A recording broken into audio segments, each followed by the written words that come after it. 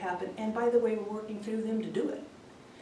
We give them, we'll go in with expertise they don't have, but recognize their expertise, which is their people, their land, their needs, their weather.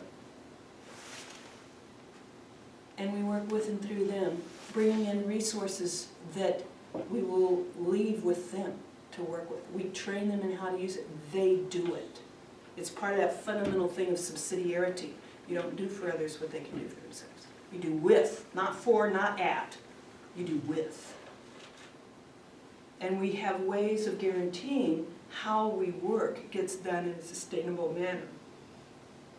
So you see the structure of the church for its social mission has tremendous, tremendous potential.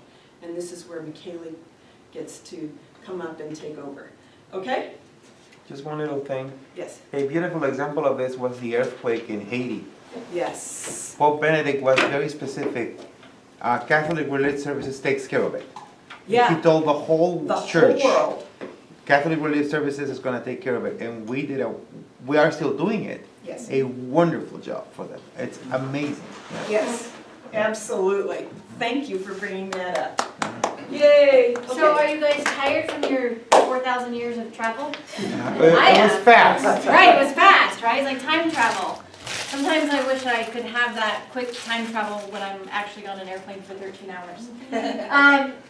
We're going to kind of continue our journey and talk a little bit about the international work of the church. And the one thing we do kind of want to share with you is that we are your agency. So Catholic Religious Services is owned and governed by the United States Catholic Conference of Bishops. We're not just this agency over here that likes to do liberal social justice-y type stuff. That's not us. We are owned by the bishops. We are governed by the bishops. Your bishop is on our board or will be on our board. So we're part of the church. We are your agency. Everything that you will hear today, we are doing on your behalf. We're not doing it for our own sake. We're doing it on behalf of the Catholic Church. So one of the things we want to kind of get started with is to have you fasten your seatbelts, because we're going to go on a wild ride. And our journey is first going to take us to Lebanon, where I had an opportunity to travel. Don't fall asleep on me. I know airplanes can be tiring and you want to take a nap, but this is not the time to take a nap. So we want to travel to, you can come in, there's some seats back here. My family brought me coffee, they know how long I've been up. Yeah, it's okay, get back there. So we want to start in Lebanon, where I traveled last June. So part of my role at CRS is to reach out to clergy. Yes, 15 years reaching out to priests, deacons, and seminarians, and I'm still standing. And so I travel a lot with clergy in order to show them the work that we do. This trip to Lebanon happened to be my 38th trip overseas in 15 years. And so I'm really used to the unexpected. I know things go wrong. I know you fly out in a blizzard. I know flights get delayed. Like, things happen, and I understand this. But I think that this trip will most likely go down in the history books as one of the most challenging. And we'll get to kind of why that is. And it began with our flight to Paris and eventually on to Beirut being delayed by 4 hours. And so, you know, all good airlines, they bump you to the next flight, and then they bump you to the next flight. Well, our next flight was no longer there. And so we missed 2 different connecting flights. We standed in line at the Paris airport for 2.5 hours to figure out where we were going, how we were getting on our flight. And we were finally put on a flight the next morning to Turkey, or to Beirut via Turkey. Now the challenge was we were completely switching airlines. This is the way it had to work. And so we actually had to go get our baggage and figure out what airline we were going on and put our baggage on that airline. And if you've ever been to Charles de Gaulle Airport, it's like 3 times, maybe 4 times the size of the Salt Lake Airport.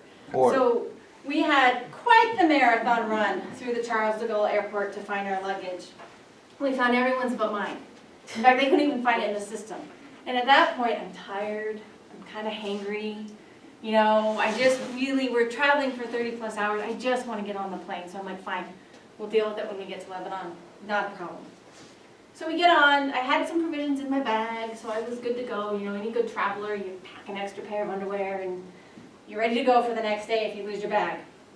So it was the first full day that we were in Beirut, and despite only having 2 pair of underwear, 1 pair of pants, and 2 shirts, all of which could stand up by themselves by that point, I discovered that it could be much, much, much worse.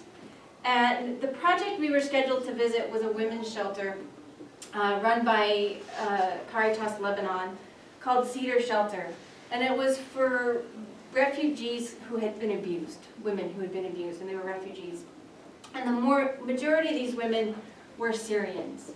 The woman I met that day, her name was Moisha, and she was a Syrian refugee with 2 children, a 13-year-old boy and a 10-year-old girl. They had just arrived in Lebanon, into Beirut, 11 days earlier. And the day that we met Moisha, she was very scared, she was fidgety, she wouldn't really look at us, which is understandable. I mean, you've got 4 people, random people in a room wanting to hear your story, and it's not an easy story to tell. You don't know us. It's completely understandable that you're going to be a little fidgety and scared and nervous. When she was in Syria, she was a famous singer. So if any of you have children, Taylor Swift, Beyonce, that's who we would liken her to. And you know, she would get a lot of requests to sing for famous people, even the president, which she turned down. She said, I cannot sing for a man who is killing my neighbors and my family and my friends. Which was the biggest, the start of her problems. Because at that point, her 13-year-old son was kidnapped, and he was abused, and he was beaten, and his legs were broken. She was finally able to pay the ransom to get him back. And they asked her to sing again, and she said no. And at that point, she had asked her children to leave the room, because she could not tell this story, finish her story with them in the room. And so she did. The children left, and she began to finish her story and tell us that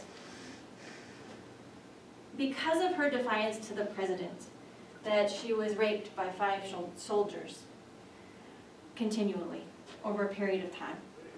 She could not stay. She had to leave. So fearing for her life, she fled to Lebanon, where she hoped she would find safety. The challenge was that the landlord, the room that she found to rent for her and her 2 children, the landlord was abusive, and he would beat her, and he would rape her. She would go to the cops right next door. They did nothing because he was too powerful. So she was given a UN number, a United Nations number, to call next time this happened, and she did. And she was directed to Caritas Lebanon. And at Caritas Lebanon, she was able to find shelter and safety for her family. And at this point in my story, in Moisha's story, my eyes were full of tears, my heart full of anger and sadness. And my bag, that I still had no clue where it was, kind of became something that was forgotten. It wasn't an afterthought at that point. It wasn't something I needed. I had so many more blessings compared to what was in that bag.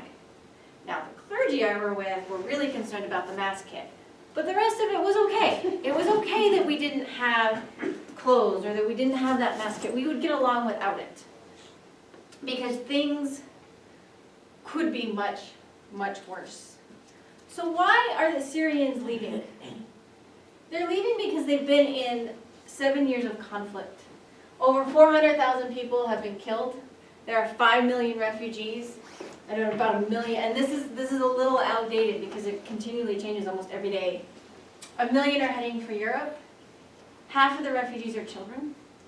And if you look in the news, this is what you see, right? Young men with guns fighting in the streets.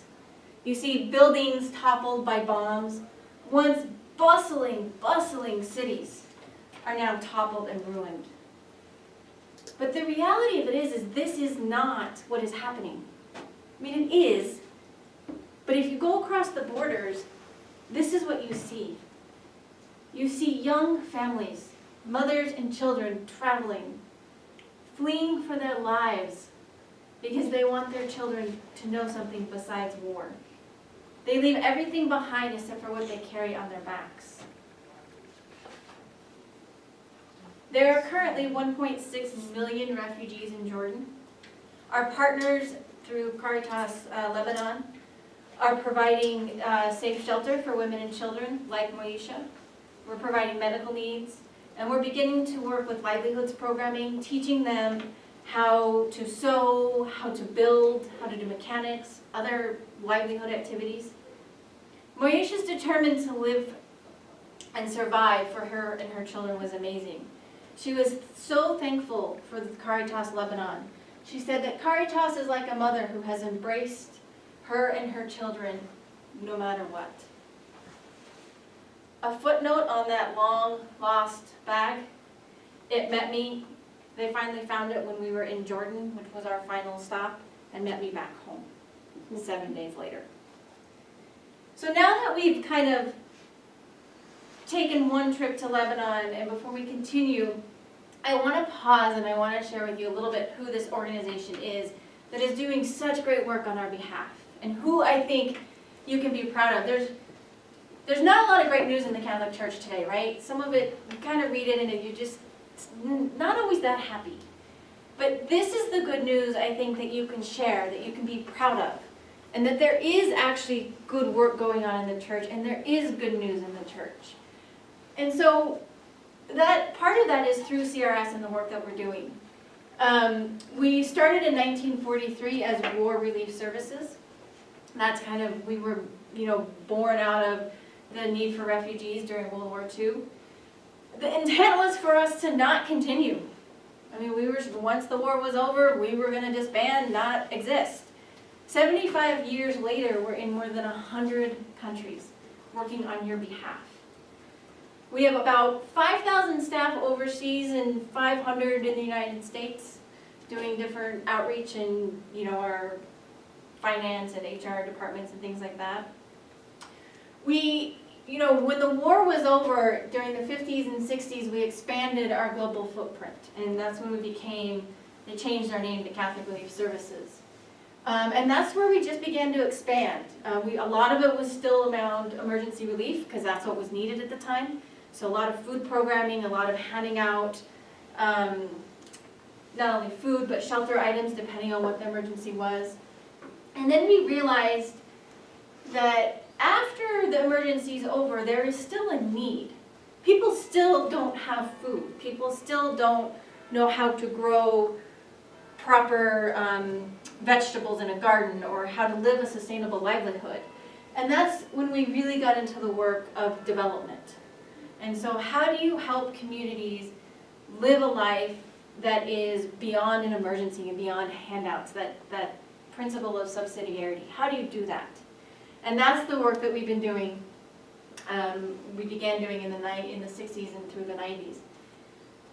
After the Rwandan genocide in 1984, we really had to take a step back and look at ourselves. It was a bit of a slap in the face for us. Because we were in Rwanda, we were handing out food and emergency supplies, and we had been in Rwanda for years. And we didn't, not that we could have stopped the genocide, but we didn't do anything. We knew there was conflict, but we didn't interrupt that conflict. We didn't take a step back and say to the church, this is not right. Like, people should not be fighting among themselves just because one looks different and because they have a different identity card, which in reality, if you've ever been to Rwanda and you look at somebody who's Hutu and somebody who's Tutsi, there is no difference. It's something that the Belgians did. They said, okay, well, you've got a longer nose and you're a little bit taller, so you're this and you're this. There's no difference. And so after that, we kind of stepped back and said, we need to get into the work and really start doing more justice and peace-building work. And so that's kind of where we've been over the last couple of years. Today, we're looking at increasing our impact. How do we do more? How do we work ourselves out of jobs? How do we not be needed in the 100+ countries that we're in? That's what we're trying to do. We're trying to end, for example, malaria. We're trying to close down orphanages and really put children with their families and help their families be able to feed them and help their families be able to send them to school. We don't want our jobs. Well, we do, but we don't. We want to work ourselves out of jobs. That's our goal. And so that's kind of where we are today. Here's just a short video in 3 minutes or less that'll give you a sense of who we are besides me talking. Or, yeah. It's not about imagining a better world. It's about creating one. We don't just build shelters. We work with the world's poorest communities to create the homes and new beginnings they see for themselves. We're not here to change for the sake of changing things. We're here to walk with our brothers and sisters towards their vision for a better future. We're inspired by faith and motivated by the men and women we serve. The deeper the problem, the more we immerse ourselves. By working alongside people in communities, we hear their voices, we feel their passions. By building initiatives with church and local partners, we uncover insights into the change. Oops, sorry. I hit a button. Sorry. I'll go back. We'll start again. Does it have captioning? It's not about imagining a better world. You know, I don't think It's it about does. creating one. We don't just build shelters. We work with the world's poorest communities to create the homes and new beginnings they see for themselves. We're not here to change for the sake of changing things. We're here to walk with our brothers and sisters towards their vision for a better future. We're inspired by faith and motivated by the men and women we serve. The deeper the problem, the more we immerse ourselves. By working alongside people in communities, we hear their voices, we feel their passions. By building initiatives with church and local partners, we uncover insights into the change they want to see. No matter what it takes, at Catholic Relief Services, we are committed to creating the blueprints for sustainable, resilient futures. Over time, these changes transform not only communities, but also the way we work towards change going forward. It's not just a house, or a road, or a well that we're building. It's how homes lead to neighborhoods, wells lead to farms, farms lead to schools, schools lead to equality, innovation, and a better quality of life. These are the building blocks for a better world. We believe that every person in every corner of the world has something remarkable to offer. We believe that all people are created with dignity, that we all deserve a voice, a chance, a future, and that everything we do is an opportunity to be a catalyst for change, so that we leave behind resilient communities that continue to grow and thrive long after we are gone. It's not about imagining a better world, it's about creating one. At CRS, that's what we do. So now that we've had a little break, anyone want to go to Ethiopia? Because that's where we're going. Ethiopia is about the size of Texas, and it's in the eastern part of Africa. It is known for its droughts and its dry land. One of the biggest challenges facing people is clean drinking water. How many of you are drinking water today? I've had like 5 glasses, right? When you're at home and you want a glass of water, what do you do? Go to tap water. Are you worried about it being dirty? Are you worried about getting sick from it? This is what faces people in many African countries, we're going to focus on Ethiopia, every single day. They do not have access to clean water. While visiting a local village in Ethiopia, we noticed that all the smaller children, the little babies and probably up to 4 or 5 years old, had these little tufts of hair and the sides of the head shaved. Boys, girls, they all did this. And so we asked the mother, like, what is that? Why, is it a cultural thing? Is it a tribal distinction? And she said no. She said, we have so many diseases related to poor water, and our children die very young. The tuft of hair provides something for the angels to grab onto when they come take our babies to heaven. That is a reality for many people in Ethiopia. But what is the church doing about it? Through CRS and our local church partners, we are providing communities with watering stations that get clean water. So this isn't just a matter of clean water.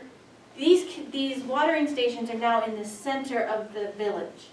So instead of traveling 4 or 5 hours to get water, they just have to go to the center village.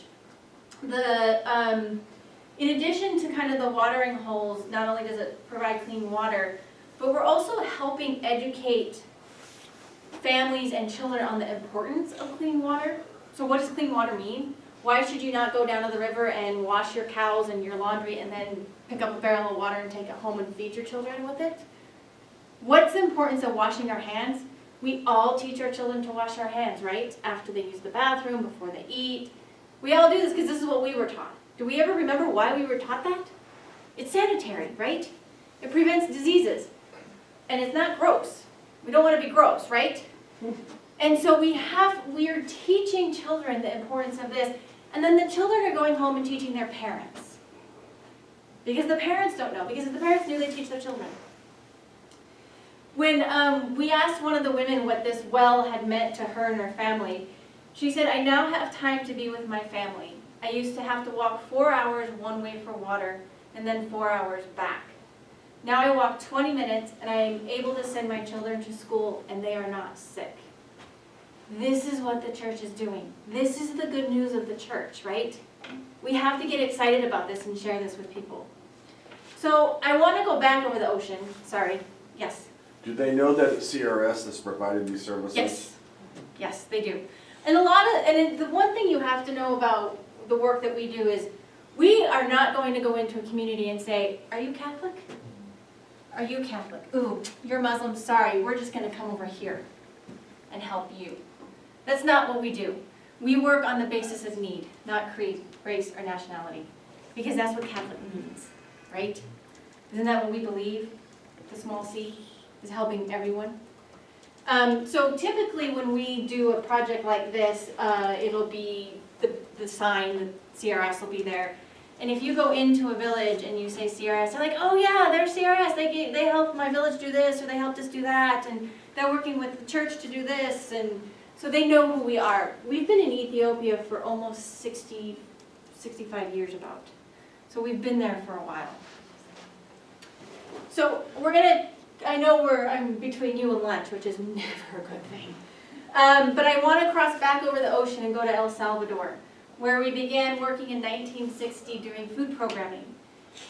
One of the areas that we're focused on right now is helping youth with vocational skills and helping them get jobs and helping them stay out of violence and understanding what violence does to a community. We help marginalized youth participate in civic and economic life in El Salvador. The challenges with El Salvador, it is one of the most violent countries in Latin America. And 95% of the victims are youth because of the gangs. And so that is why with the local church we started a program called Youth Build. And it's a program that works with at-risk youth between 16 and 25, providing them with knowledge and intensive workshops that help them develop the skills they need. This is Jaime. He's receiving a diploma during his graduation from Youth Build where he learned to be a chef. Most of these youth come from low-income families. We also help them, Youth Build also helps them do business plans, and it's basically creating an entrepreneurship for these youth. Here are some other youth on their graduation day in 2017.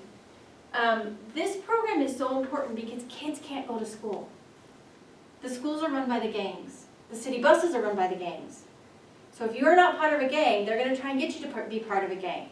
And if you refuse, they will kill you after they kill your family, one by one by one.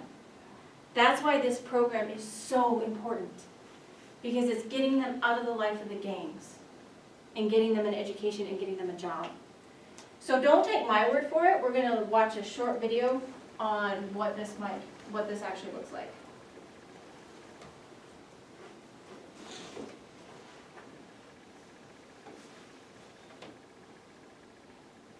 Mi nombre es Neisy Omar Escobar Campos. Tengo 23 años. Para ser realista, nunca me imaginé que yo iba a ser negociante.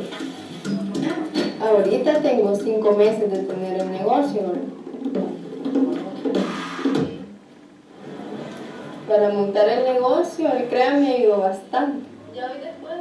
Vinieron 2 personas de Fe y Alegría que nos dijeron que había un proyecto, nos reunieron a bastantes jóvenes, me llenaron como cuestionario que íbamos a hacer un CREA. Al principio nos dieron que llenáramos una hoja que siquiera es lo que queríamos vender en la primera vez.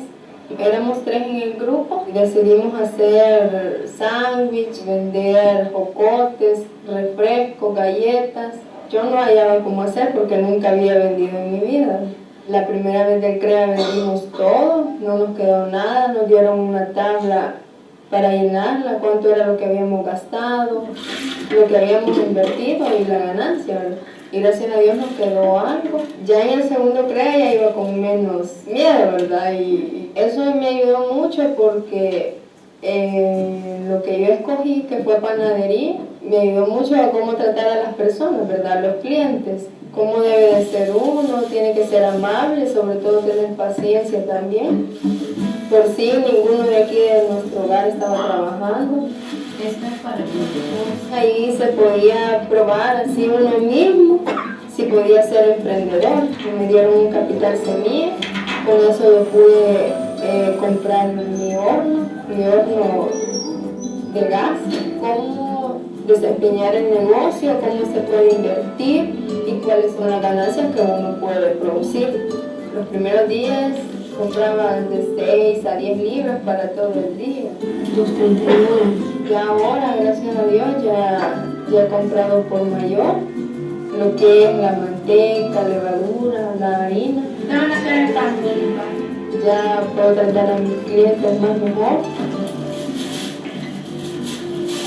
ya sin temor alguno. Cuando empecé al principio, hace como 2 o 3 días que no quise hacer pan porque me daban nervios. Y no sé, yo solo veía cómo hacían el pan, ¿verdad? Pero nunca me entusiasmó ni nada de eso. La primera vez me quedó bien chiquito, me quedó bien pequeño, pero siendo así lo vendí todo. Y ya el segundo día se me hizo cuadrado.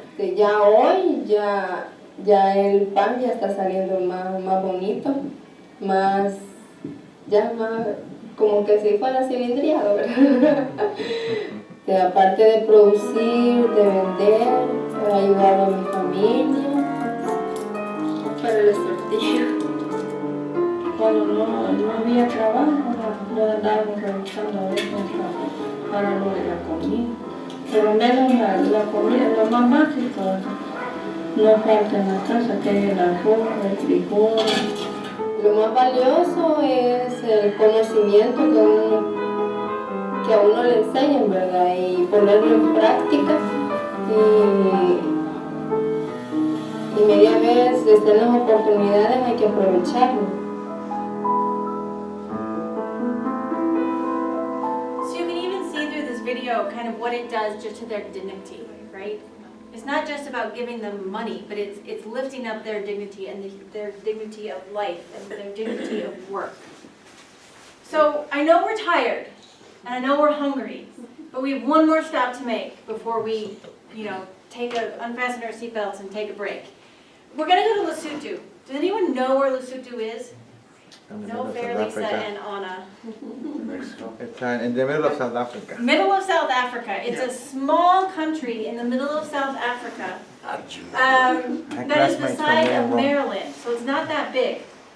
We began working there in 1976, and we left in 1988 because there was economic growth. We weren't needed. So that's ultimately our goal, right, is we help people get out of their despair, and then economic growth happens and we leave.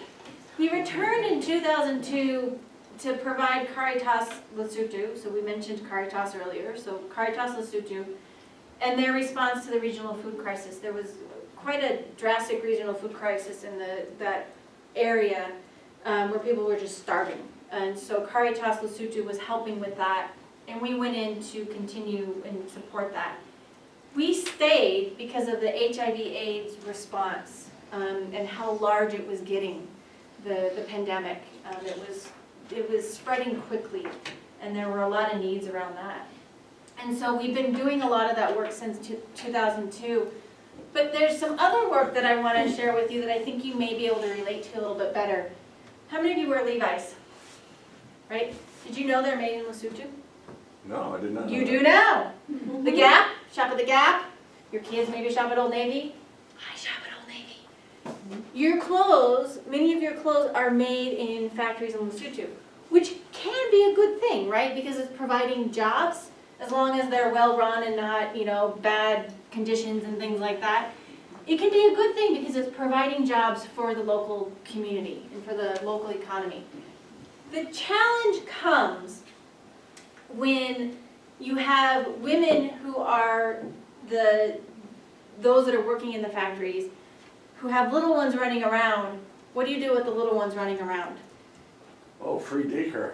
Daycare, right? Many of us have sent our kids to daycare or to schools, right? When they're little and you've got to go to work.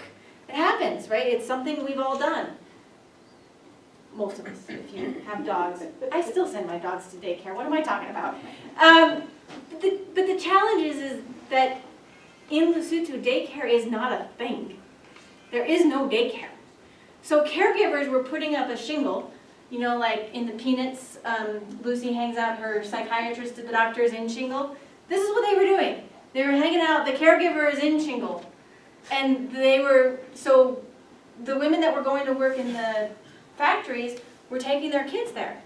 Well, the kids would sit in one room, on the floor, no light, no toys, no stimulus, no song, no nothing. They would sit there for 8 hours. They wouldn't talk to each other, they wouldn't play, nothing. For 8 hours. Well, that's not quite right, right? That's not what children need for developmentally grow. So CRS and with our local partners, but this was kind of one of our main projects that we did there, is we intervened and we began to provide training for caregivers on what a good daycare should look like. And so we trained them that a daycare should be bright and colorful, right? It should have things on the wall. They should interact and play with the children. Yes, that means you get down on the floor and you play with the children. You have toys for them. You read stories. You sing them songs, right? This is what a good caregiver does. The woman here that you see right here, this is her daycare that is 20 times better than when she first started. Before she went through the training, she would leave the kids in the room. This is a little bit bigger than probably 2 bedrooms, good-sized bedrooms put together, maybe 1.5. She would leave them in there, lock this door, and go run errands for a couple of hours. Right? Can you imagine how many caregivers would be arrested in the United States if they did that? But that's just what she knew. And so as a result of the training, she has painted her building. If inside, we couldn't go in because they were all taking a nap. And you don't want 20 kids, you don't want to wake them up from a nap. But inside she has letters on the walls, she has animals on the walls, she has a schedule, and she has hired someone to help her. So that if she does need to go to the market to get groceries, or to wash the cloth diapers of the children, or to feed them, she can do that. When we asked her how the training helped her, she said that she now understands what the children need and actually enjoys coming to work every day. Because before she was just like, yeah, it's money, I need money, okay. Didn't really enjoy it. Now she enjoys it. When the daycare follows through with the different training steps and they kind of go to the next level, they get, I don't want to call them rewards, but incentives or rewards. Like this one here, they were following all the rules and all the processes and the steps to become a really good daycare. They have like 5 different stages. And so they got this swing set.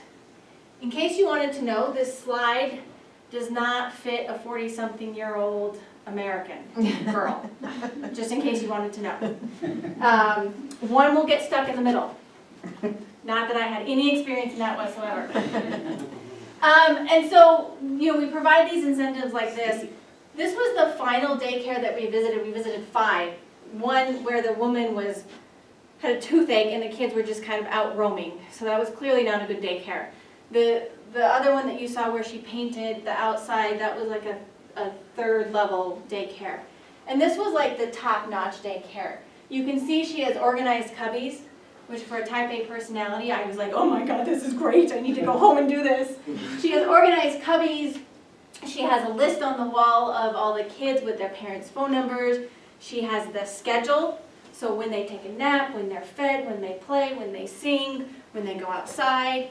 And she has participated in a lending community group where she's been able to take out a loan and build these latrines, and she's also going to expand her daycare. So she's going to make it bigger.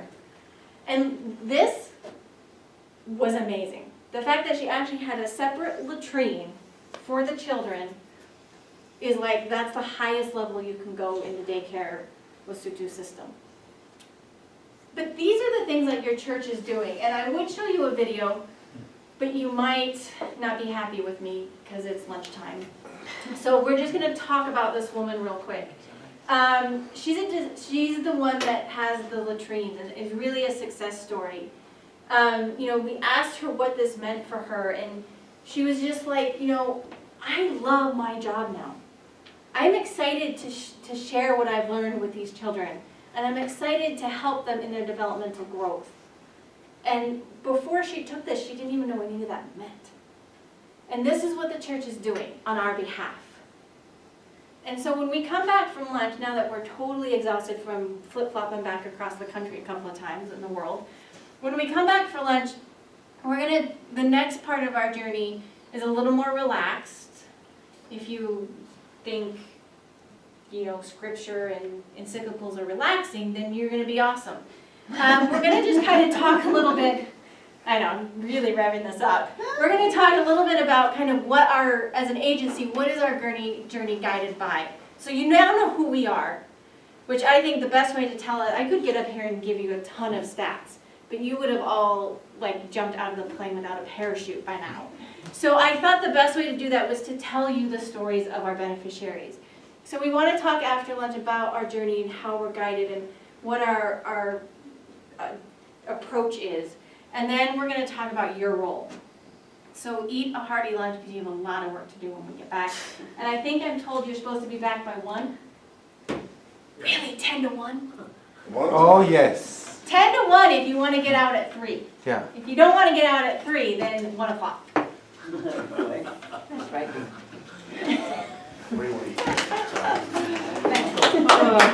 Very good, thank you. Don't say very good yet. You got a whole half hour, a whole afternoon. I have to go back to my coach and get it ready for Sunday. Yes, I heard you say you wouldn't be able to join us this afternoon. Yeah, so thank you. I never had this class in the Sunday. It was the only subject that I never went to. After social teaching, yeah. There's a lot of mistakes in your Spanish. I didn't even stop and check. Are you the director of this? No, but we don't produce the resources, we use them. But as I say, I hadn't even stopped to look at that. I'll look them up, and I might be able to do it for you, and I'll send it to you. Well, thank you so much. Because we don't say, for instance, this is topics. Yes, It's not principles. yeah.